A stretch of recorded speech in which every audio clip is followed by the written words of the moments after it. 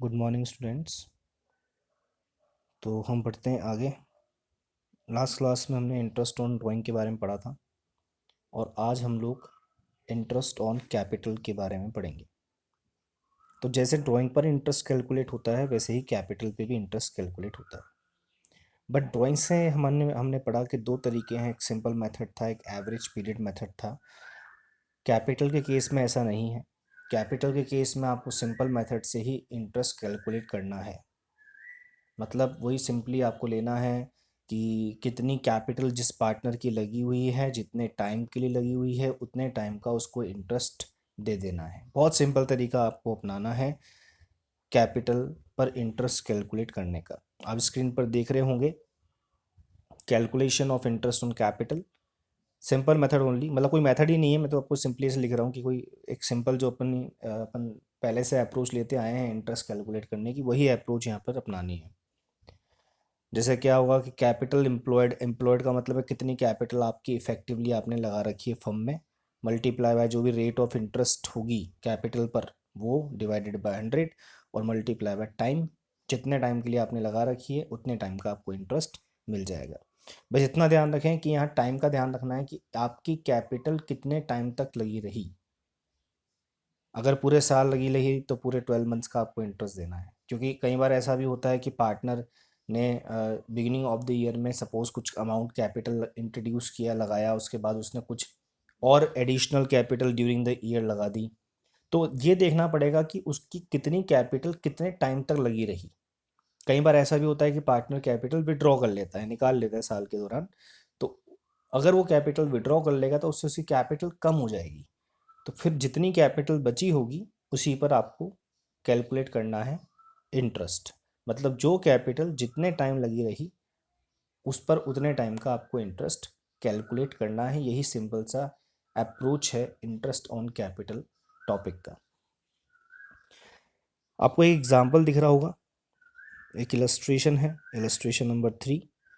तो आप देखेंगे आपकी स्क्रीन पर इलस्ट्रेशन नंबर 3 कहता है कि ए और बी पार्टनर हैं एक फर्म में और उनकी जो कैपिटल है उनका बैलेंस आपको दिख रहा होगा। अप्रैल को, अप्रैल 2015 को 4 लाख और 3 लाख है। तो ए और बी जो हैं, अभी तक का एग्जांपल ये है कि ए और बी जो हैं उनकी कैपिटल 4 लाख और 3 लाख है 1 अप्रैल 2015 को। अब क्या हुआ, 1 अगस्त 2015 को इन्होंने और कैपिटल इंट्रोड्यूस करी। They introduced rupees capital, further capital rupees 50,000 40,000, मतलब और इन्होंने एडिशनल कैपिटल लगाई। ये लगाई अगस्त 1 को। फिर क्या हुआ, बी ने 15,000 विड्रॉ कर लिए, मतलब निकाल लिए अपनी कैपिटल से। कब निकाले? 1 मार्च 2016 को। अब क्वेश्चन कहता है interest is allowed at the rate 6% per annum on capital, compute interest on capital for the year ending 31 मार्च 2016। तो आपको इंटरेस्ट की कैलकुलेशन करनी है। तो ये था आपके सामने एग्जाम्पल, आपको ध्यान के रखना है। सबसे पहले ए बी ने 4 लाख 3 लाख लगाए थे, ये इनकी कैपिटल है। फिर अगस्त 2015 में इन्होंने और कैपिटल लगा दी 50,000 40,000। और उसके बाद इन्होंने इन्होंने मतलब केवल बी ने 15,000 1 मार्च को निकाल लिए। इंटरेस्ट की रेट 6% है और बुक्स 31 मार्च तक क्लोज होती है, मतलब 31 मार्च तक हमें इंटरेस्ट कैलकुलेट करना है। अब इसका सॉल्यूशन देखिए, बहुत सिंपल है। सबसे पहले ए की बात करते हैं, ए का इंटरेस्ट कैसे निकलेगा। तो 4 लाख रुपीज़ ए के लगे हुए थे सबसे पहले 1 अप्रैल से। अब सोचिए 1 अप्रैल से कब तक वो 4 लाख रुपीज़ लगे रहे, अप्रैल मई जून और जुलाई। फिर क्या हुआ था, अगस्त में उसकी कैपिटल उसने और लगाई थी और इंट्रोड्यूस करी थी एडिशनल कैपिटल, मतलब अगस्त में कैपिटल चेंज हुई। तो मैंने क्या कहा था, जितनी कैपिटल जितने टाइम तक लगी रही उतने टाइम तक का उस पर इंटरेस्ट देना है। तो ये 4 लाख जो इनिशियली उसने लगाए थे वो 4 मंथ्स के लिए लगे रहे, अप्रैल मई जून और जुलाई तक। तो इन 4 लाख पर 6% 4 मंथ्स का इंटरेस्ट उसे दिया जाएगा जो 8,000 रुपीज़ आएगा।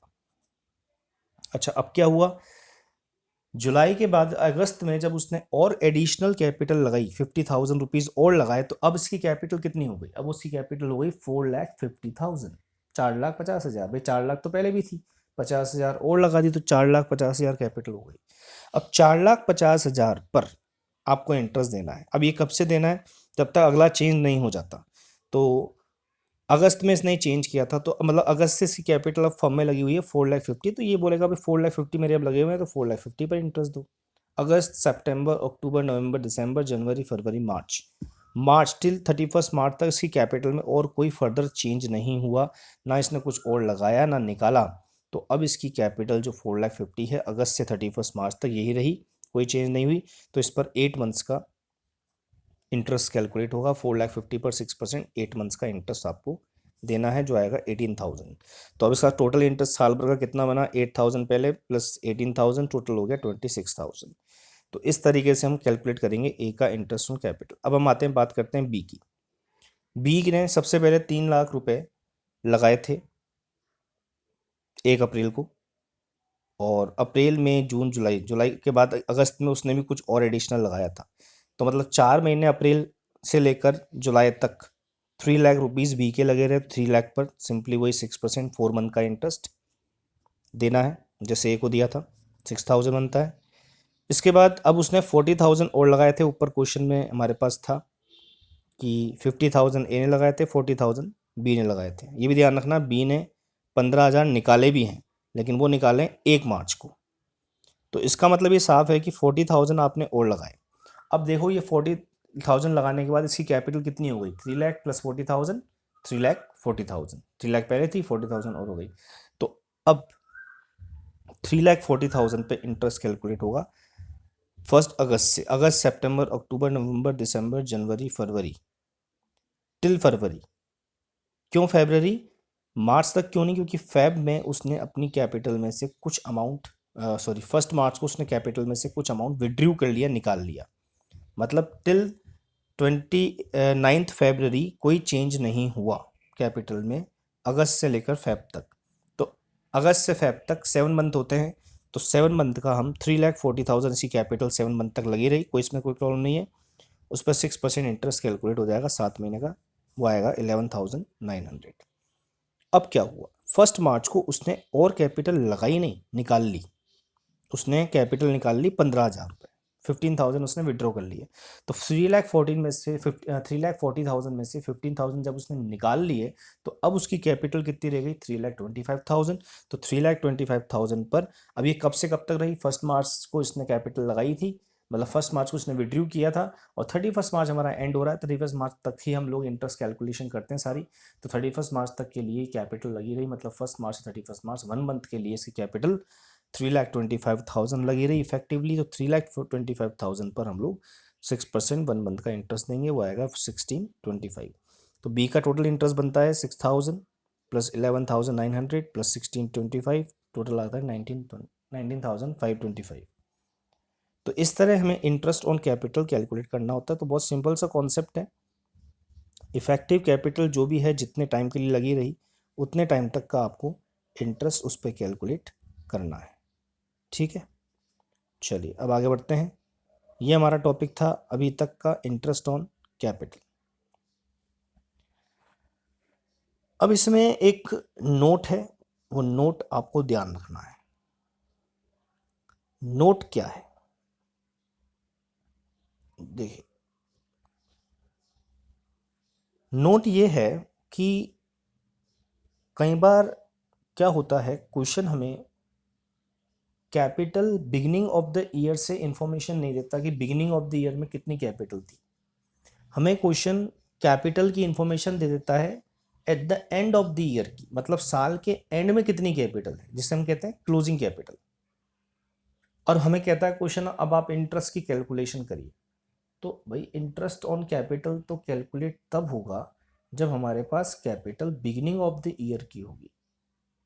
क्यों? हम क्लोजिंग कैपिटल पे इंटरेस्ट कभी कैलकुलेट नहीं करते, क्योंकि कैपिटल पर इंटरेस्ट कैलकुलेशन का मतलब क्या है कि जो कैपिटल आपकी ड्यूरिंग द ईयर लगी रही, उसी कैपिटल पे आपको इंटरेस्ट दिया जाएगा। भाई जितनी कैपिटल लगी रही उस पर इंटरेस्ट ले लो। ईयर एंड पर आपकी जो कैपिटल थी वो तो बैलेंस बचा ना इतना, कि भाई ये इतना अब आपका सब कुछ करने के बाद ये आपका कैपिटल का बैलेंस है, तो उस पर तो हम इंटरेस्ट नहीं दे सकते। हमें इंटरेस्ट देना है उस कैपिटल पर, उस इफेक्टिव कैपिटल पर जो आपकी पूरे साल कैपिटल लगी रही, कि भाई 1 अप्रैल को मैंने इतनी लगा रखी थी, फिर मैंने ये चेंज किया, ये और एडिशनल लगाई, ये विड्रू कर ली, ठीक है। अब 31 मार्च को जो एंड में कैपिटल बची उसमें तो प्रॉफिट भी ऐड हो जाता है लास्ट में कैपिटल में, आपको पता है ड्राइंग्स भी प्रॉफिट में से लेस हो जाती है, एडिशनल कैपिटल भी कुछ अगर हो तो वो कैपिटल में ऐड हो जाती है। तो वो कैपिटल तो ना, वो तो प्रॉफिट तो आपने साल के एंड में ही ऐड किया है, ड्राइंग्स आपने साल के एंड में ही लेस करी है, तो आप कैसे सही इंटरेस्ट कैलकुलेट कर पाओगे? ये सारे ट्रांजेक्शन तो eight the end of the year होते हैं, तो जो बैलेंस आएगा eight the end of the year वो तो साल के एंड में बचा हुआ बैलेंस है, वो सारे साल लगी हुई कैपिटल नहीं थी। तो इसलिए नोट यही है कि if there is closing balance of capital is given in the question, we are required to calculate the opening balance of capital first of all, then only we can calculate interest on capital. अब मुद्दा यह है कि अगर कभी question में closing capital दे दी जाए तो ओपनिंग कैपिटल कैसे निकालेंगे? तो सिंपल सा तरीका है, पहले आपको नोट पढ़ा देता हूँ। IOC means interest on capital is always be calculated on capital balance at the beginning of the financial year, which means if closing capital, that is capital at the end of the financial year is given in the question, then we need to calculate opening capital to calculate IOC। तो वही बात बता रहे हैं कि आपको capital opening वाली calculate करनी पड़ेगी IOC कैलकुलेट करने के लिए, अगर क्लोजिंग कैपिटल आपको क्वेश्चन में दी गई है। अब क्लोजिंग से ओपनिंग कैसे निकालना है, बहुत सिंपल सा काम है, जो जो आपने किया वो रिवर्स कर दो। क्लोजिंग कैपिटल का मतलब है जिसमें ड्राइंग्स लेस हो चुकी है, प्रॉफिट ऐड हो चुका है, एडिशनल कैपिटल भी ऐड हो चुकी है। अब हमें रिवर्स करना है काम, क्लोजिंग कैपिटल में ड्राइंग्स लेस हो चुकी है, वापस ऐड कर देंगे, प्रॉफिट लेस हो चुका है, सॉरी प्रॉफिट ऐड हो चुका है, वापस लेस कर देंगे, जैसे हम लोग सिंगल एंट्री सिस्टम चैप्टर में करते थे। जो काम हो गया वो रिवर्स करना है। इसी तरह एडिशनल कैपिटल ऐड हुई थी, उसे लेस कर देना है। तो आपके पास अब जो आएगी कैपिटल वो ओपनिंग कैपिटल है। अब इसी कैपिटल पे हमें इंटरेस्ट की कैलकुलेशन करनी है। एग्जांपल ले लेते हैं इसका भी। ए बी पार्टनर है, प्रॉफिट लॉस बांटते हैं रेशो 3:1 में, कैपिटल उनकी eight the end of the financial year, देखो साफ साफ यहाँ क्वेश्चन में लिखा हुआ है their capital eight the end of the financial year 16-17, साल 16-17 के एंड में कैपिटल थी 6 लाख और 3 लाख। तो ये इनकी क्लोजिंग कैपिटल है, क्योंकि ये एंड ऑफ द ईयर की दी हुई है, मतलब इसमें जो ये एडजस्टमेंट है, एडिशनल कैपिटल, ड्राइंग्स, प्रॉफिट, ये सब हो चुके हैं। ड्यूरिंग द ईयर ए की ड्राइंग थी 80,000, बी की ड्राइंग थी 40,000, तो ये ड्राइंग्स जो थी इस कैपिटल में से क्या हो गई, लेस हो चुकी होगी, इसको वापस हम ऐड करेंगे ताकि हम ओपनिंग पे पहुंच पाएँ। Which had been debited to the partners capital account, लिखा हुआ भी इसने इसको कि इस ड्राइंग को हमने डेबिट कर दिया है कैपिटल अकाउंट से, मतलब इसको हमने कैपिटल में से लेस कर दिया है। आगे बताते हैं profit before interest on capital जो था हमारा वो 80,000 था। जो प्रॉफिट था डेफिनेटली वो भी हमने पार्टनर्स में डिस्ट्रीब्यूट कर दिया होगा, तो जब पार्टनर्स में बांट दिया गया होगा, इनका रेशो क्या था उस रेशो में 3:1 में, तो वापस हम पार्टनर्स से वापस लेंगे, मतलब कैपिटल में जुड़ गया होगा प्रॉफिट, हम वापस लेस कर देंगे। लिखा हुआ ये भी आगे द सेम है, also been credited in their profit sharing ratio, हमने बांट दिया पार्टनर्स में, तो वापस ले लेंगे। इसके अलावा बताते हैं बी जो है वो एडिशनल कैपिटल आया था 70,000 की अक्टूबर 16 में, आपको इंटरेस्ट ऑन कैपिटल कैलकुलेट करना है। तो बी जो 70,000 लाया था एडिशनल कैपिटल, ये भी इसकी क्लोजिंग कैपिटल में जुड़ी हुई होगी, हमें वापस लेस करना पड़ेगा ताकि हम ओपनिंग पे पहुंच पाएँ, उसके बाद जाकर हम लोग इंटरेस्ट ऑन कैपिटल की कैलकुलेशन करेंगे। देखिए इंटरेस्ट ऑन कैपिटल कैलकुलेट करना है 12% की रेट से, ये आपको क्वेश्चन कह रहा है। उसका सोल्यूशन देखें, ये इसका सॉल्यूशन है। सबसे पहले क्वेश्चन में सॉल्यूशन में नोट लिखा हुआ है कि since interest on capital is always calculated on opening capital and opening capital are not given in the question, it is necessary to calculate opening capital. तो देखिए ओपनिंग कैपिटल कैसे निकाली है, 6 लाख और 3 लाख की क्लोजिंग कैपिटल थी at the end A B की, add किया उसमें ड्राइंग, स्लैश किया उसमें से प्रॉफिट शेयर, 80,000 का प्रॉफिट था जो इन्होंने 3:1 में डिस्ट्रीब्यूट कर दिया होगा, वो वापस हमने ले लिया है जो हम पार्टनर्स की कैपिटल में जोड़ चुके थे। इसी तरह एडिशनल कैपिटल जो बी ने लगाई थी वो कैपिटल में ऐड हुई थी 70,000, वो हमने वापस लेस कर दी। तो अब बिगिनिंग की कैपिटल आ रही है 6,20,000 और 2,50,000 ए और बी की। तो सिंपली अब हम ए की कैपिटल पे इंटरेस्ट निकालेंगे, 6,20,000 का 12%, 74,400।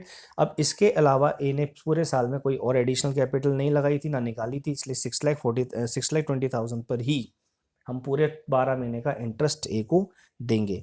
लेकिन बात करें बी की, तो बी की कैपिटल 1 अप्रैल मतलब ओपनिंग में तो 2,50,000 थी, निकल गया अपने ऊपर वर्किंग नोट से। लेकिन इसने बीच में कुछ और भी कैपिटल लगाई थी एडिशनल कैपिटल, तो 2,50,000 तो उसकी कैपिटल 1 अप्रैल को लगी रही पूरे 12 महीने तक, 1 ईयर के लिए। तो 12% 2,50,000 पर हम लगा देंगे फॉर 1 ईयर 12 मंथ्स का। और 12% हमने जो एडिशनल कैपिटल बी ने लगाई थी 70,000 की, क्वेश्चन में ये क्वेश्चन में लिखा हुआ था 70,000 1 अक्टूबर को लगाए थे, तो 6 मंथ का अक्टूबर से मार्च तक का इंटरेस्ट को 70,000 पर भी दिया जाएगा 12% की रेट से। अच्छा, आप इसमें यूँ भी कर सकते हैं, जैसे बुक ने तो क्या किया है क्वेश्चन के सोल्यूशन में कि आपने पूरा 12,50,000 पर ही इंटरेस्ट कैलकुलेट कर लिया 12%, जबकि आप यूँ भी कर सकते थे कि 2,50,000 पर 1 अप्रैल से 1 अक्टूबर तक का, मतलब 6 मंथ का इंटरेस्ट कैलकुलेट करते, 6 महीने का 2,50,000 पर। फिर अब इसने और एडिशनल कैपिटल लगा दी 70,000, तो इसकी कैपिटल 1 अक्टूबर से 2,50,000 थोड़ा रही, अब इसकी कैपिटल 2,50,000 प्लस 70 और 3,20,000 हो गई। तो अब अक्टूबर से मार्च तक इसकी कैपिटल हो गई 3,20,000। तो 3,20,000 पर आप 12% 6 मंथ का इंटरेस्ट कैलकुलेट करोगे तो भी आंसर आपका 34,200 ही आएगा। तो ऐसा भी कर सकते हैं जैसा बुक ने किया, और वैसा भी जैसा भी हमने ऊपर वाले एग्जाम्पल में पढ़ा। ये तो इंटरेस्ट है, कैलकुलेशन है, आप कैसे भी कर सकते हैं। ठीक है, 2,50,000 पर भी पूरे साल का निकाल सकते थे, और 2,50,000 पर आप 6 महीने का अक्टूबर तक निकाल लेते।